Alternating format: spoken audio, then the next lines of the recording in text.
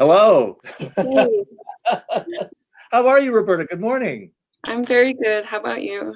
I'm doing very well. It's very exciting to talk to you. Uh, hmm Before we go in, tell me a bit more about your family and where you're from. So I'm from Utqiaġvik, formerly known as Barrow. I grew up there and I graduated high school there. My family is a whaling family, and my dad is also a sea ice geologist. And so I grew up being a little bit more aware of my environment through a couple of different lenses. Um, and now I'm about to start school, my master's at UAF. And this is not your first degree. You have been studying for years to get. You must have got it. Would you have one bachelor's degree, two bachelor's degree? How many degrees do you have to study? I have one bachelor's degree. That's not enough for you. You're hungry for more education. Is it what is it going to school? Do you like the education process? Is it what it enables you to do? Why pursue a master's degree at all? I actually really do love going to school. I love the classes that I took here at UAF through the geoscience and the geography program. And the professors here are awesome. And so that has really encouraged me to come back to school. And also, I know that the master's degree is the new bachelor's. And so I just need to work a little bit more so that I can, live the life that I want to live. One of the things is, and you live in a place where grew up in a place where scientists travel all the time to study climate change, sea ice, all of that stuff. And there is this sort of a shift in how scientists and researchers are approaching working with the people that live in those communities. They don't just come in, collect data, and leave. It's more this collaborative effort. And I know that's something that you particularly are interested in. Talk to me a little bit about that, about collaborating with the people that live in the place where scientists are working. Yeah, so it's refreshing to hear that, it's becoming a little bit more collaborative in terms of academia coming into the communities.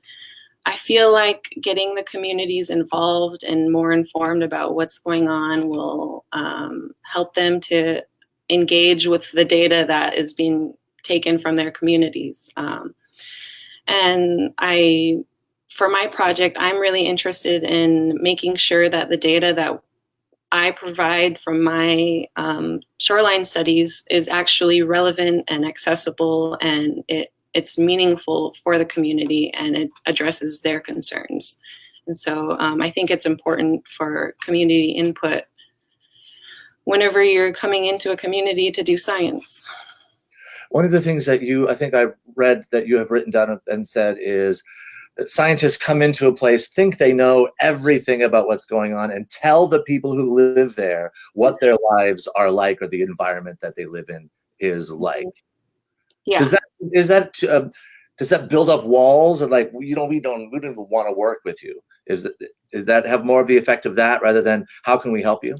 I think right away that establishes this kind of like one-way relationship. I mean, before you even arrive, you have come to say, hey, I'm going to do this here without any question of, okay, what's going on? What does the community think? What have they observed, or what do they already know about this? And so, yeah, that's...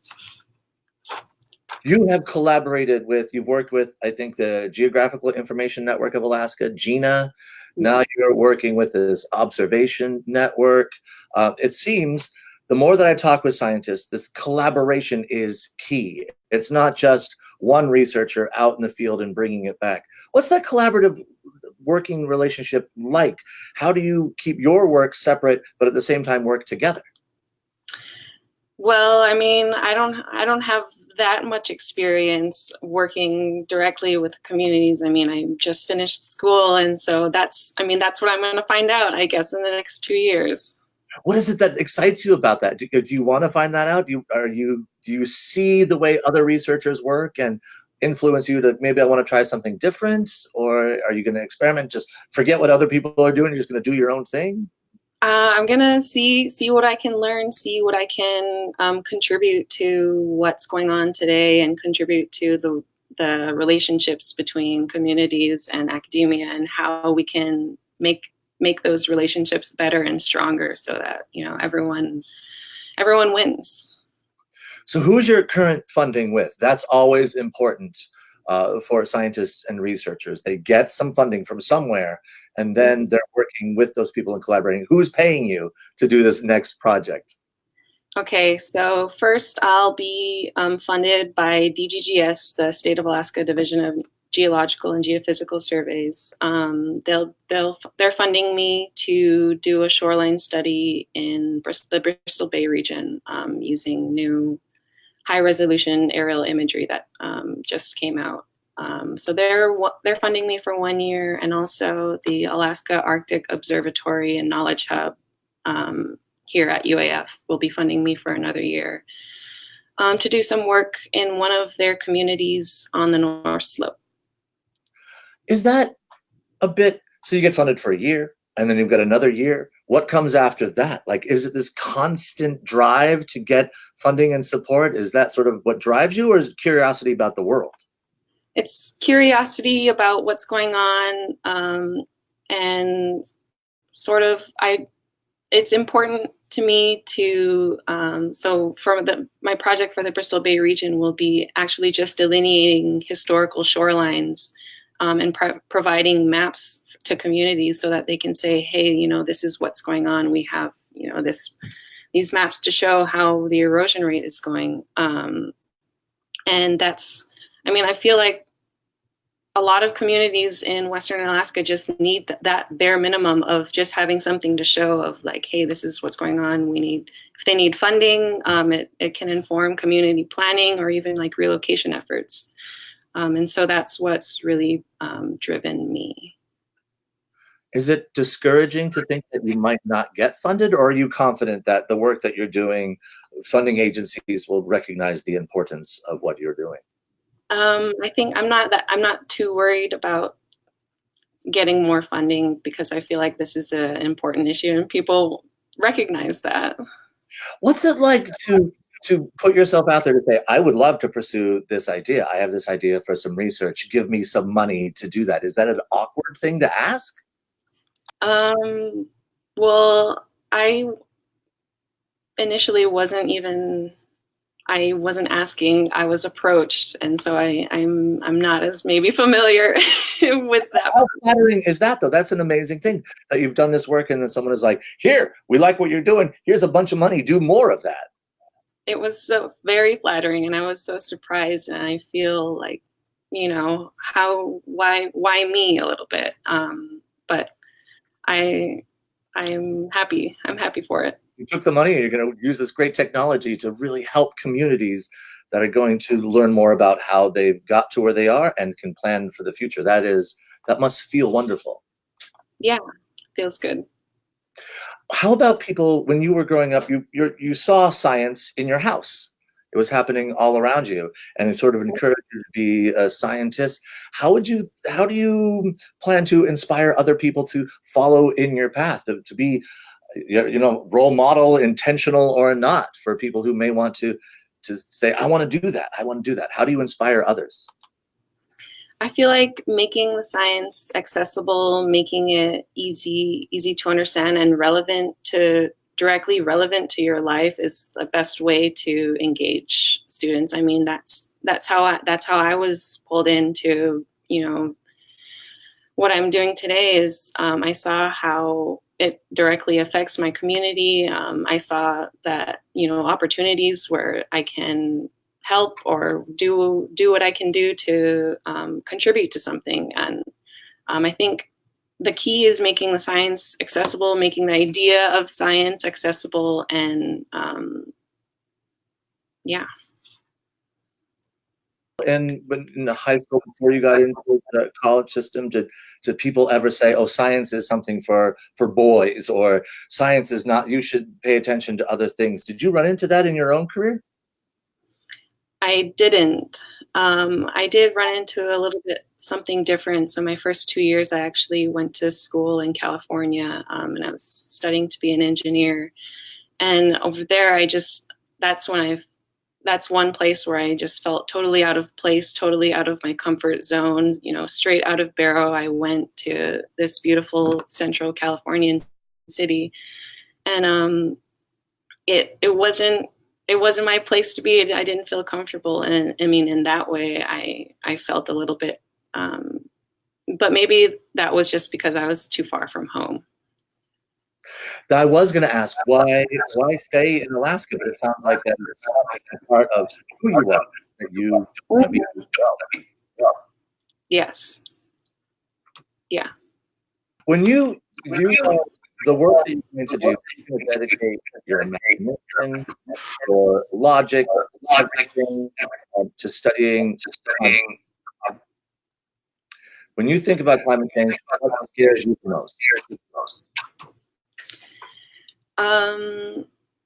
I'm not scared when I think about climate change. I believe that, I mean, especially for rural Alaska, that we're resilient people and that we will find ways to adapt and mitigate. But the big thing for me right now is erosion of our coastlines and the thawing of permafrost that is sort of accelerating that erosion on the coast, and making sure that communities have enough time to, you know, figure out what they're going to do, or it's too late before they're heavy road. They have to relocate in an emergency rather than relocate, you know, along slowly by themselves in the way that they want to do it. So yeah. So the idea that you can sort of model and see what's coming and say, okay, we need to move our community to another location to maintain. What about that makes me think, when I've heard it at conferences and what other people have said, and I want to say before I ask the question, that's not something I personally agree with. I'm just asking to sort of hear your response to it. When people say, well, why don't you just move into the city anyway? Oh, that's not even a question. Like, that's not even anything that's, you know, we can't just take a whole population of people living on the coast and decide that they should move to the city. I mean, that's taking people, uprooting whole lives and generations of family that have lived in whatever region for, you know, hundreds or even thousands of years. And so it's not that simple. People's livelihoods are living on their land, and subsisting off that land, and that's just not something that you can do living in the city.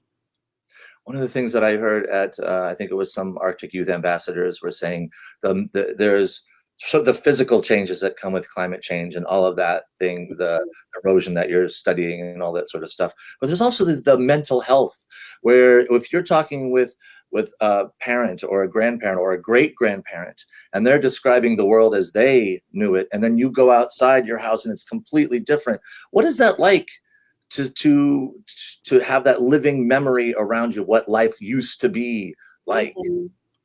It's unsettling. It's almost like, wow, you know, things have changed so much in just the short amount of time that, you know, in the last 50 years or so, that people are still alive and that they can still remember when the sea ice came all the way, came and stayed all year, or all, like, as long as it was supposed to stay. It's unsettling to know that it's that obvious today. And it kind of makes you think, like, you know, how far is this going to go? What's going to happen in the next 50 years? And so, yeah, it's a little bit uncomfortable. Well, you will know, because you are just starting out. 50 years from now, you'll be doing the same stuff. Who knows what cool technology you'll be able to use in your field work 50 years from now. Roberta, thank you for taking some time. I know that you're preparing, you got a lot going on. What's the next thing? What are you doing later today? Are you heading out this weekend? When are you hitting the field? We're thinking about trying to make it out to a community, hopefully before this fall. But otherwise, I'm going to head back to Anchorage and work a little more before I start school in the fall. Congratulations. Always great to see a scientist that is out there, not just studying the world, but really trying to make that knowledge lead back to the place where they grew up and to feed back into the community that means so much to them. Thank you so much. It's very inspiring to talk to you. Thank you, Roberta. Thank you too. All right, bye.